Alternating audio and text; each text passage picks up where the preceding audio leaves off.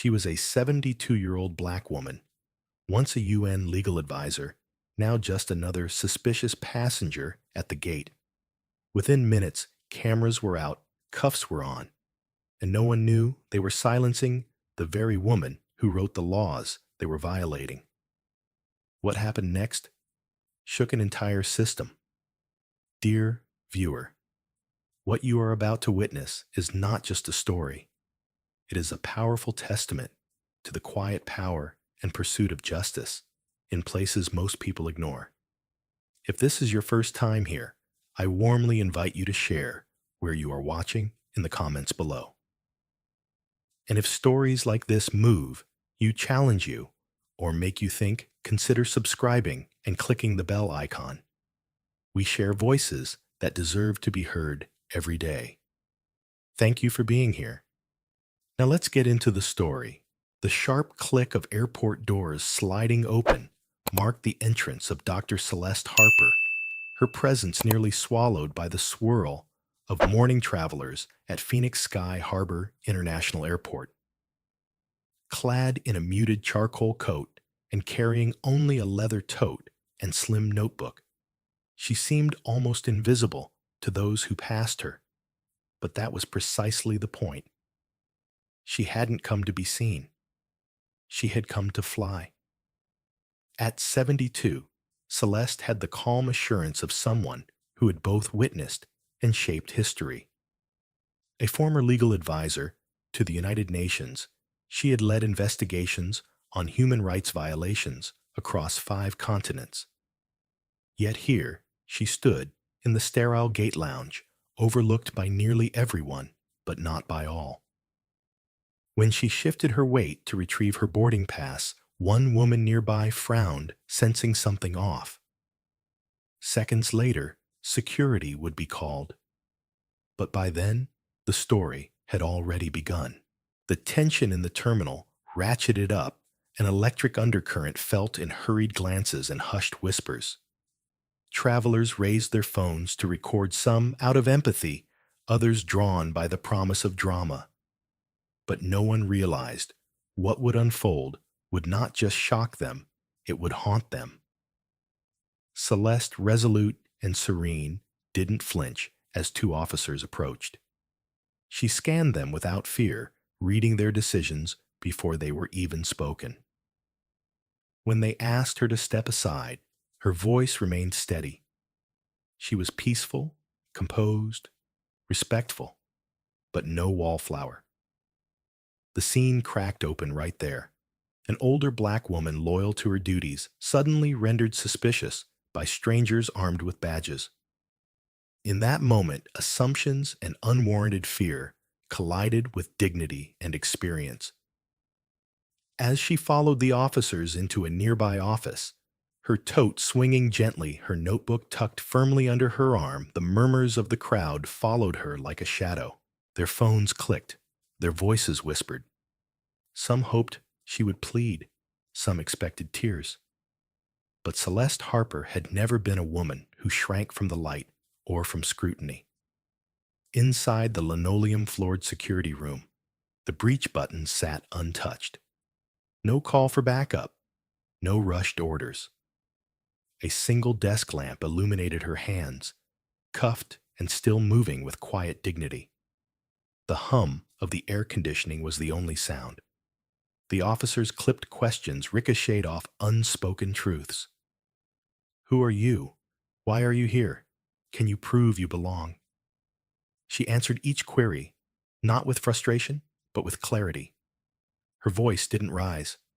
Her words didn't snap. She spoke of her career, her purpose in Phoenix to speak at a symposium on restorative justice to mentor young lawyers. Her identification, UN-affiliated impeccable credentials, lay on the desk, yet went ignored. Instead, the officers clung to a stranger's glance, a momentary unease. They thought procedure trumped presence. She thought justice would outlast suspicion. If there was anger in her voice, it was the quiet, refined anger of one wronged by presumption. She refused to cower. She refused to beg. She invited inspection verification, but she would not concede her humanity. 30 minutes felt like a century. Outside the door, more cameras clicked. Videos began to circulate. Elderly black woman handcuffed, they read. A hashtag emerged before anyone even realized they were looking at a headline. The crowd at Gate B12 shifted. Some pressed their phones forward. Some closed their eyes as if watching something uncomfortable but needed. Others simply watched Celeste shining a light on how a system built for safety could sometimes mistake presence for threat. When civil rights attorneys near the gate, men and women who'd once worked alongside Celeste, rushed in to pull at the strands of procedure, they too were met with institutional calm. Not one person in uniform raised a voice, but the tension hummed with the weight of everything unsaid, fear bias control. Finally, before evidence checks, before confirmed identity, before any formal apology, Celeste was released. The cuffs came off. The doors opened again, but she didn't walk away. She lingered, gathering her notes with deliberate care. She touched the UN badge clipped to her coat as if grounding herself. And then she looked back straight into the camera, straight into every screen at the gate. Not with anger, not with defeat, with something far more potent resolve. In that moment, Phoenix braces itself. What began as a delay, a flight pushed back over fog, became the catalyst for a reckoning. Because when an older black woman can be cuffed for standing still, it lays bare the fault lines in a system meant to safeguard us all. And when that woman ends the scene poised unbroken, the question remains, who will stand with her? The hook is set. Emotion is raw. Curiosity pulses.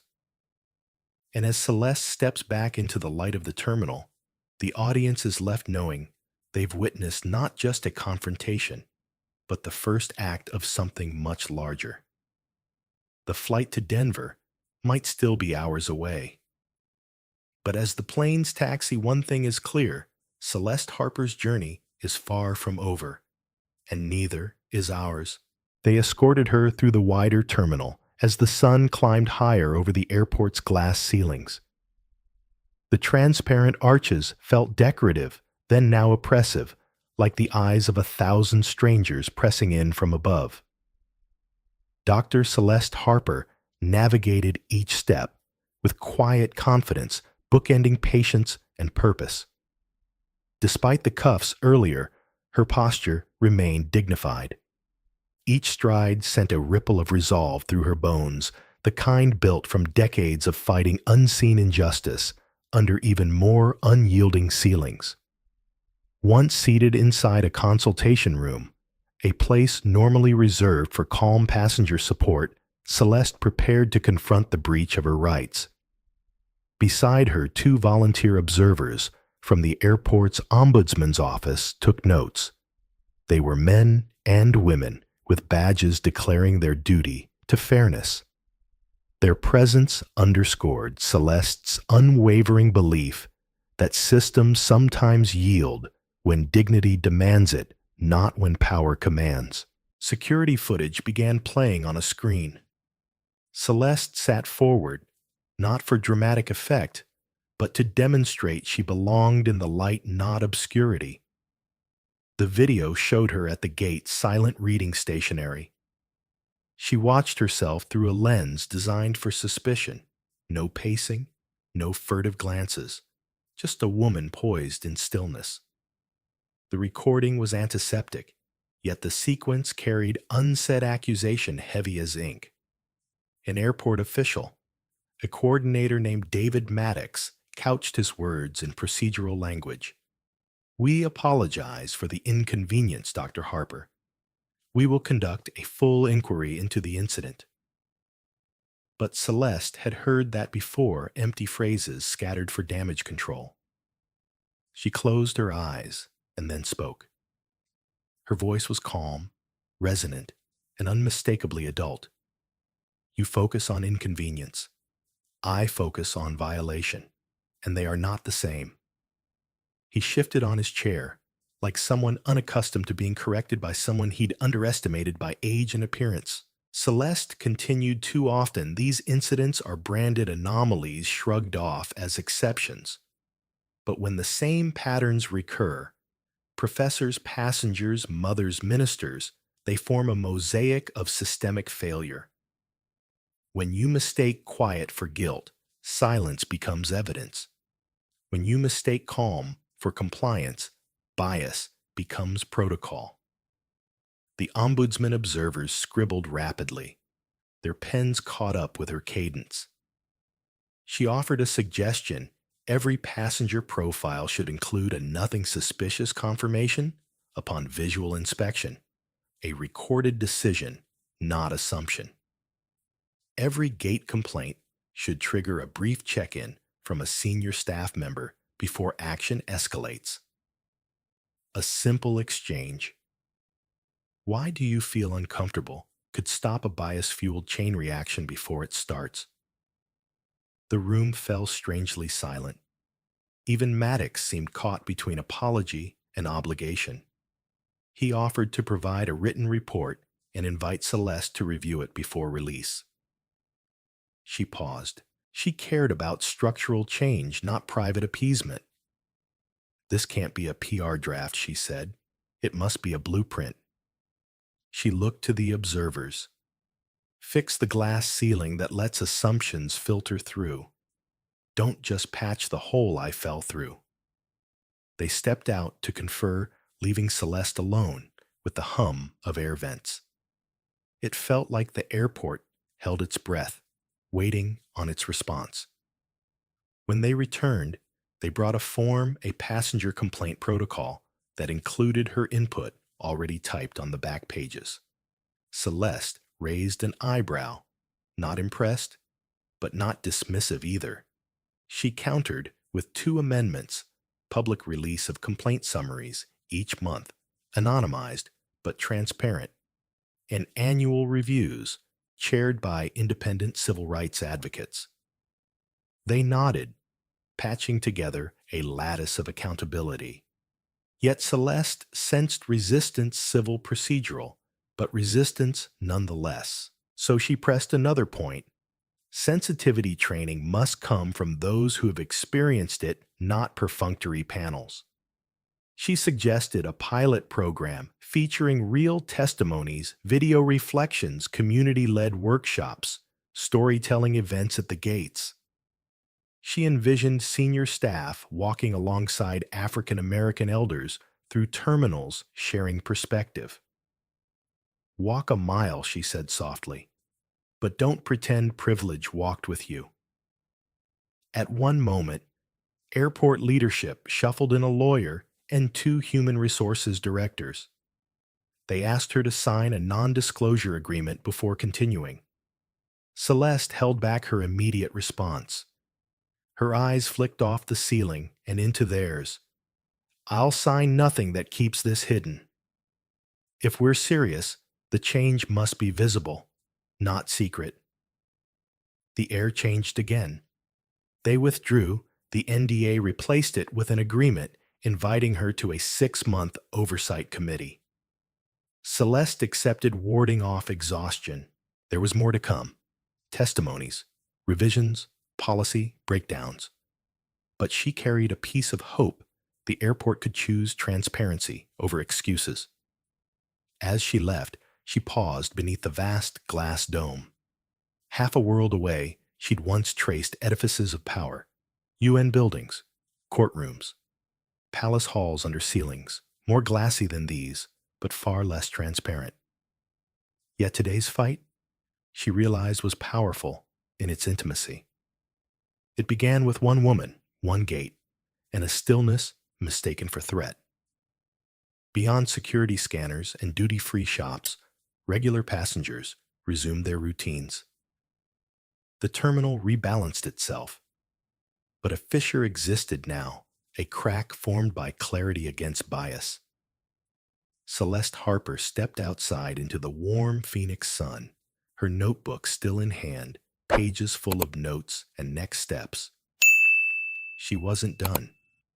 Her flight to Denver would carry her forward, but so would the ripple she set in motion. The sun sparkled off the glass ceiling overhead, not like a barrier, but like a promise that glass may be transparent, but it isn't unbreakable. And sometimes all it takes to crack the system is someone who refuses to crumble under it.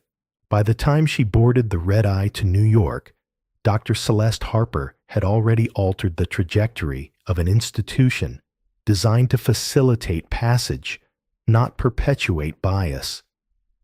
But as the cabin lights dimmed and overhead bins clicked shut, a different journey began, one that would unravel truths far beyond her terminal encounter. Seated by the window, Celeste opened her notebook, where fatigue and resolve scribbled side by side. She reviewed the half-written draft of her keynote at Columbia's Law Review Summit, an address advocating transparency in transit security. Now, a single incident had become concrete evidence. Yet public attention was fickle. Headlines would fade. What mattered now was unmasking the roots beneath the surface. 2 hours later, a fellow traveler caught her gaze, a college student scrolling through tweets about airport bias. He approached her quietly. "Are you?" he began. Celeste nodded. He'd recorded snippets of her encounter, not from sensationalism, but from solidarity. He shared footage she hadn't seen, camera angles showing the security officers drying their badges before stepping toward her, dialogue caught on a live mic, stifled gasps from travelers.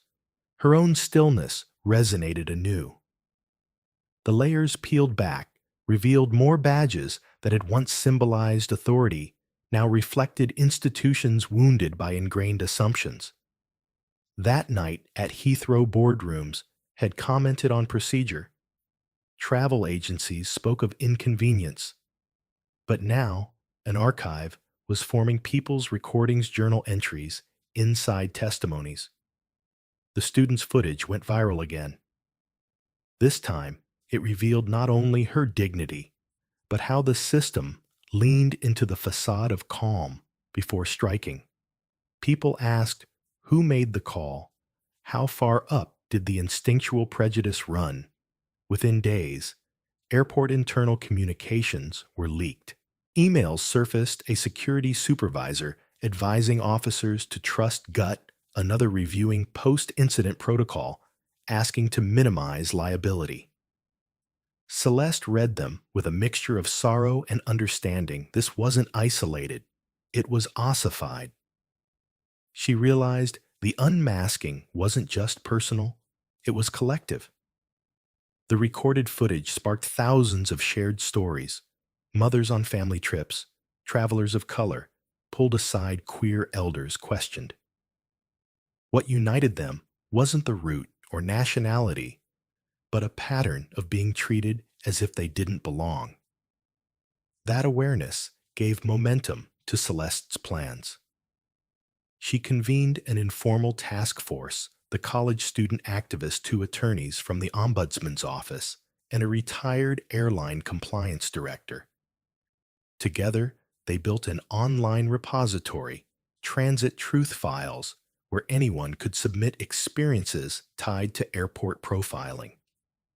They mapped it publicly by terminal airline date, by placing red markers over every gate where similar incidents had occurred. They revealed geography of prejudice. Celeste knew data alone couldn't shift hearts, so they began video campaigns where people recounted their encounters in first person. A man whose briefcase triggered suspicion because it was too large for a layover. A Sikh mother pulled aside for a threat posture despite holding her child. Each story carried the recognition that silence was complicity. Their calm demeanor and visible dignity in telling rewrote the narrative.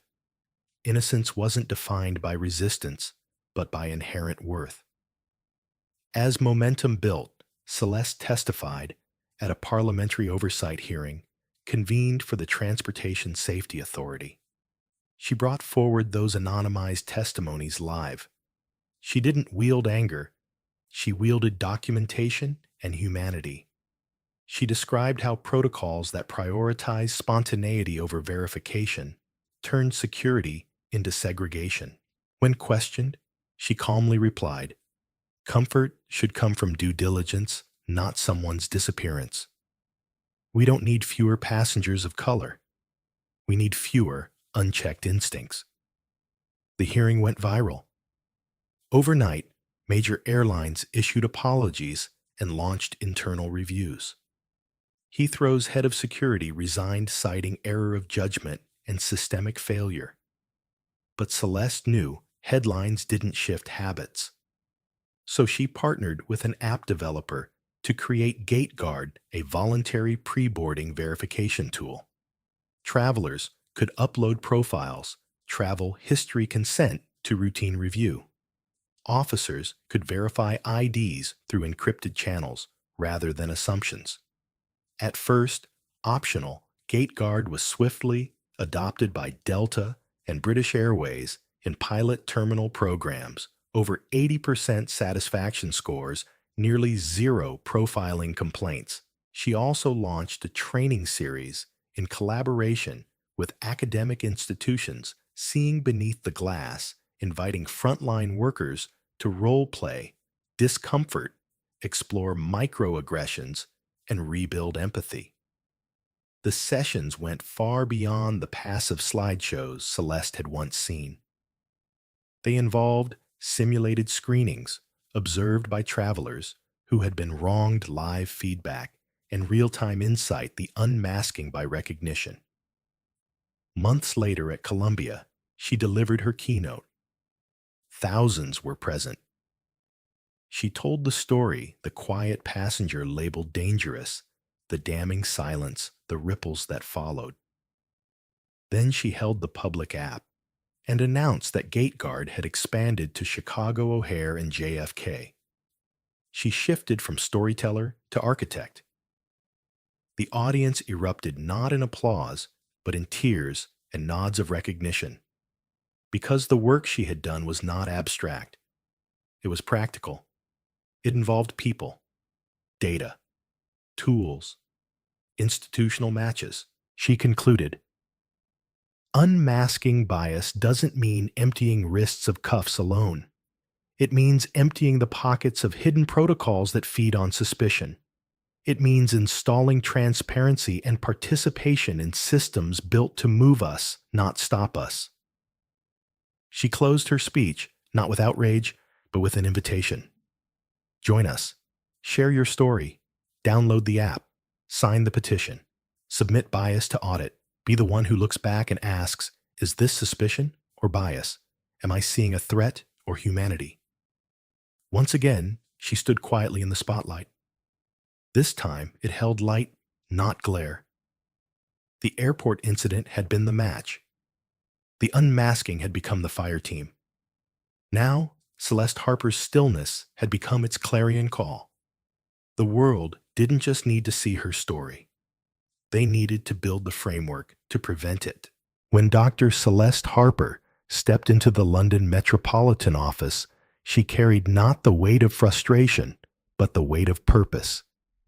The walls around her hummed with muted authority, portraits of former chiefs' plaques denouncing terror. Here she would lay out something far graver, a structural flaw in the systems meant to keep travelers safe. She was greeted by Commander James Barrett, a pragmatic officer with decades in transit security, and Maya Singh, head of civil oversight for the airport. They had watched the public uproar unfold and felt the tremors of policy shaking beneath the headlines. Now, they were here to hear what came next. What became of unmasking bias, if not silence, but systems of justice? Without ceremony, Celeste opened with the Transit Truth Files map displayed across their screens, Red markers painting terminals across continents. Heathrow, JFK, LAX, Changi, all flagged with too many similar complaints. Bias isn't one incident she began. It's a blueprint. She elaborated opaque protocols disguised as standard procedures. Decisions relying on suspicion over verification. No recourse for those targeted. Barrett leaned in. What do you propose? Celeste spoke calmly, deliberately. First, mandatory verification layers built into every stop documented justification camera logs, uploaded in real time and optional witness presence. Second, civilian oversight councils linked to each terminal made up of community members with full access to data responding to reports within 30 days.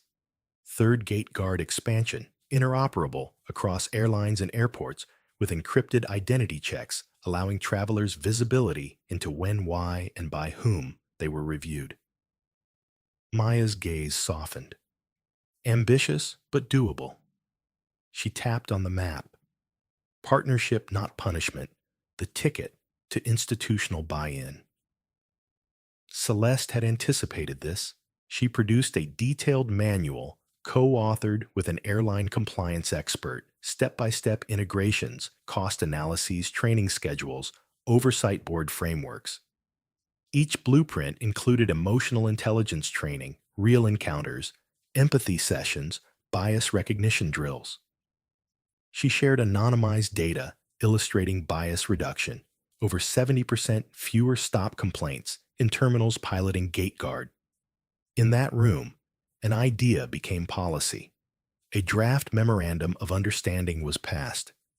Heathrow would implement the pilot program within 6 months. The oversight board would be assembled, including Celeste Barrett Maya, plus community and legal representatives. Barrett rubbed his chin. What about enforcement? Celeste had anticipated him. She produced legal templates agreements with airline partners, funding proposals tied to grants for civil rights, compliance emergency clauses triggered by spikes in complaint rates.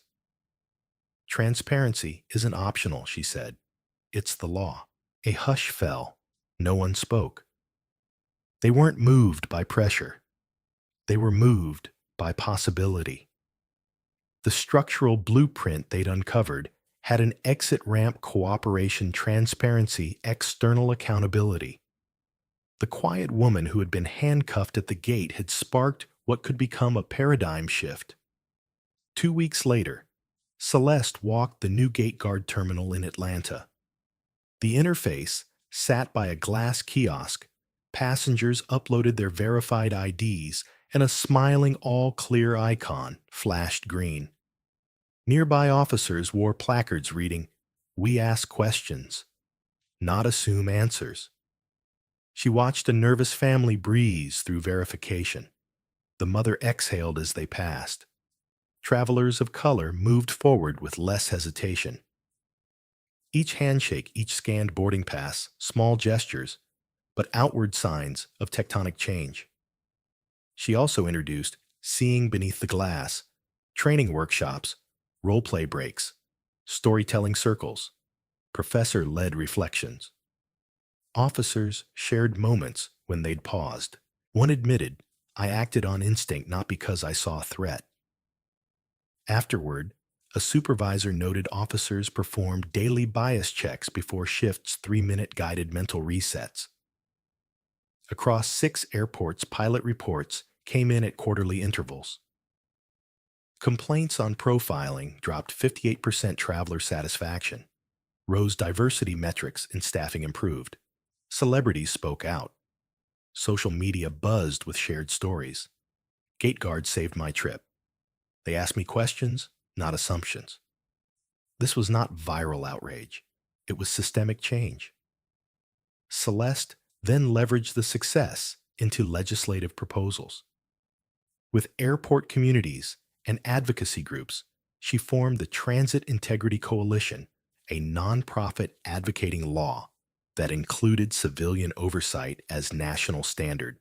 She testified before U.S. Congress, and the quiet authority she had carried at Heathrow became a blueprint for national policy. Senators referenced her pilot data, Senate Bill 847, proposing federal standards for traveler review protocols. Every blueprint she'd laid in London found pilots in Chicago, Miami, Toronto. Communities mobilized with training modules. Social media hashtags like Nmak See Beneath the Glass trended globally. Airports held public town halls for feedback. Traveler advocacy became central to operational integrity. Celeste's personal life quietly shifted too. She received late-night messages from strangers. I felt safe. I didn't have to hide. My grandmother flew again without fear. In universities, her framework became required curriculum. Professors taught her blueprint across social psychology, ethics, security studies. She was invited to lecture in Dublin, Tokyo, Botswana transit authorities, sharing model after model. Despite the global reach, Celeste remained grounded. She continued work in London's oversight office, walking the same corridors she had once entered under arrest. Each time, officers greeted her with nods, not fear transformation in stillness. She no longer carried what she had at Heathrow. She carried report drafts, application updates, templates for policy adoption. But the calm remained, not complacency, but purpose. At the 6th-month review meeting in Heathrow's executive suite, Barrett smiled. Look where we've come from. He stood before staff, and travelers, some directly affected, others officers, now trained in bias recognition. He said, "This isn't a temporary fix. It's a blueprint. And it's working." The crowd applauded not for Celeste, but for the principle they'd built a scaffold around justice by design, not by accident. From the moment she was overlooked, silenced, seen as threat, Dr. Celeste Harper had composed more than a story. She had drafted blueprints, structured change, rooted in empathy, verified procedure, and collective oversight. Her calm at the airport was not surrender. It was the draft from which justice would be constructed by hand, by law, by blueprint. They said time would fade everything, but in the hushed corridors of Heathrow, something refused to be forgotten. The name Dr. Celeste Harper. Ever since the gate guard systems went live, the airport's pulse had changed. Passengers now shared stories, not of pain, but of respect reborn. Yet Celeste herself remained quietly present, like a calm current beneath a shifting tide. Months had passed since she stood in dignity under arrest. The pilot program she initiated had spread across continents. But this section of her story begins in a ceremony, a simple plaque, unveiling at the newly enlarged Transit Oversight Center at Heathrow. The Board of Trustees, civil leaders, airline officials, and community advocates stood before the plaque's floor-to-ceiling glass. It bore her name in crisp engraving, Transit Integrity Center, founded by Dr. Celeste Harper. She stepped forward not expecting fanfare, but the room erupted applause, gentle but sustained, the kind that springs not from spectacle, but respect. Her chest tightened, not from humility, but from recognition of that long road from humiliation to legacy. She spoke quietly, but firmly. This name is not about me.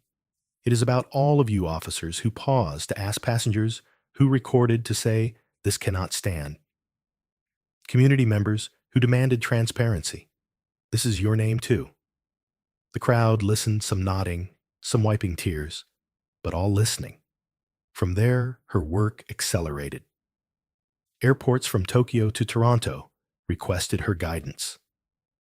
She began convening annual conferences titled Beyond the Badge-Gathering Travelers, Officers Advocates. Themes ranged from emotional intelligence to transparent governance, from community engagement to algorithmic fairness. Each speaker credited Celeste. She had given them permission to demand dignity. She had envisioned structural reform. She had done the slow work of setting the scaffold.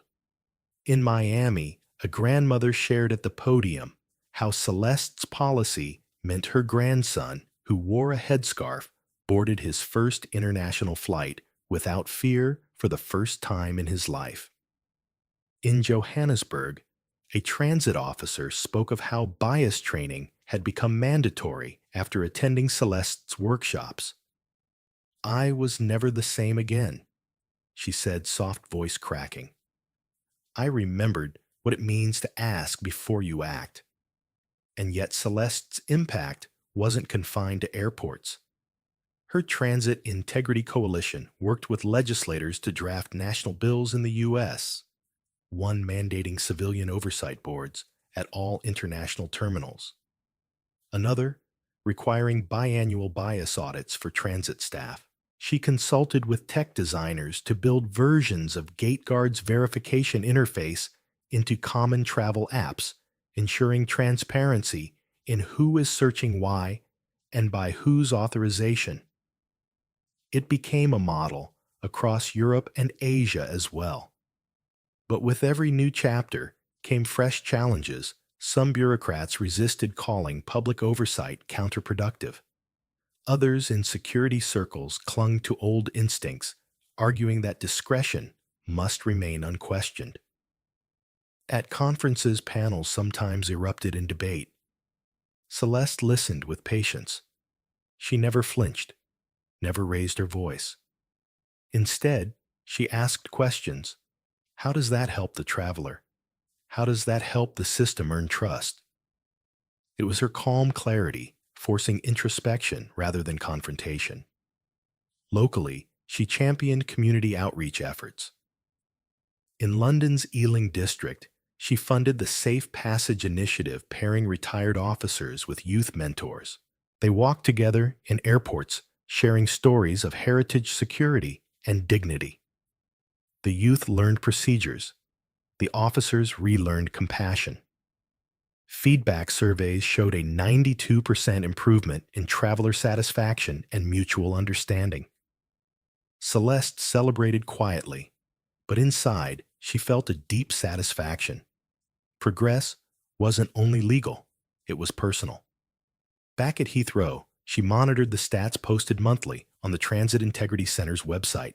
Detained complaints dropped 65%. Apology rates rose. Staff diversity improved. Citizen oversight reports filed increased. But what caught her heart most were the testimonies a disabled traveler thanked her for accessible verification booths. A Kurdish scholar wrote that the site's transparency module made him feel safe. A transgender traveler said she had chosen Heathrow precisely because of the new culture of respect. On social media, hashtags like Chixi, Beneath the Glass, and the Harper Standard trended regularly. Threads full of gratitude, images of the plaque, screenshots of training sessions, video clips from conferences. Influencers, journalists, academics all echoed the same point. This started with one calm woman refusing to be erased. When asked in interviews how she carried the weight, she said simply, "I never planned it. I only refused to stay silent. And then I asked others not to either." That refusal resonated not because it was loud, but because it was steady. In a world addicted to outrage, hers became the blueprint for lasting change. Midway through the year, she returned to the scene of her arrest. Terminal 3, Heathrow Gate 19, now renamed the Harper Pass-Through, complete with a small plaque. In memory of the moment, justice paused here and began anew. Travelers paused before the words. Some laid flowers, others touched the glass. A young mother hugged her child and read aloud. Tears glistened in stray eyes. Celeste watched from afar in quiet reverence. It was closure, not for her, but for all those who had felt unseen.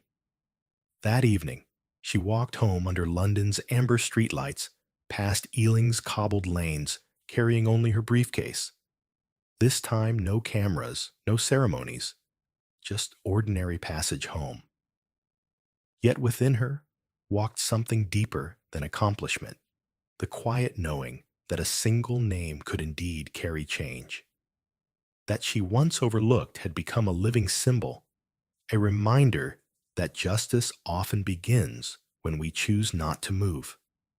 In the long run, history will remember Dr. Celeste Harper not just as a victim of wrongful arrest, but as the architect of fairness, a woman who took that moment under glass, that moment of cold humiliation, and built from it an entire blueprint of justice.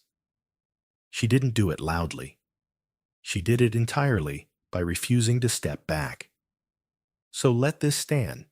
If ever you wonder whether one person can shift a system, remember the calm woman at Gate 19. Remember how they took her dignity but couldn't take her resolve. Remember her name. Because when justice is built quietly, patiently, one passenger at a time, it lasts. And that is the name they will remember. Dr. Celeste Harper's journey began not with a grand declaration, but with silence. An ordinary traveler, standing at an airport gate, carrying a book, a boarding pass, and a name that would later shift the narrative of justice across the globe. She wasn't loud. She wasn't combative. She was simply present. And yet her stillness was mistaken for suspicion. That misjudgment, fueled by bias and unchecked authority, led to her public humiliation, handcuffed in front of strangers, silenced without reason. But what those officers didn't know was that the woman they tried to shame had spent a lifetime building systems that safeguarded dignity. And now they had brought that system face to face with its own failures. From that moment forward, Celeste transformed injustice into infrastructure. She didn't just fight back, she built forward. Through legislation, global partnerships, and community reform, she designed tools that reimagined how justice should work, particularly in places where everyday people feel most vulnerable. Her efforts led to international policy shifts, airport reforms, and the launch of the Transit Integrity Coalition. More than anything, she gave voice and visibility to stories that were often ignored, showing the world that power misused must be met not just with outrage, but with structure, accountability, and vision. The lesson here is not just about race or security or profiling. It's about the courage to respond not with vengeance, but with leadership. It's about refusing to let pain become silence. It's about understanding that one act of calm resistance can be more powerful than 1,000 protests when it's grounded in purpose. For all of us watching, the takeaway is clear. We all carry the capacity to demand better, not through noise, but through clarity, not through fear, but through resolve. If this story moved you, if it opened your eyes or stirred something within you, don't let it end here. Subscribe to this channel. Share the story. Help us continue lifting voices that matter. Because the fight for dignity, for equity, for truth, it's not over. And every click, every share, every comment is a reminder that someone out there is listening. Let's make sure the next story is told, not because it's safe, but because it's necessary.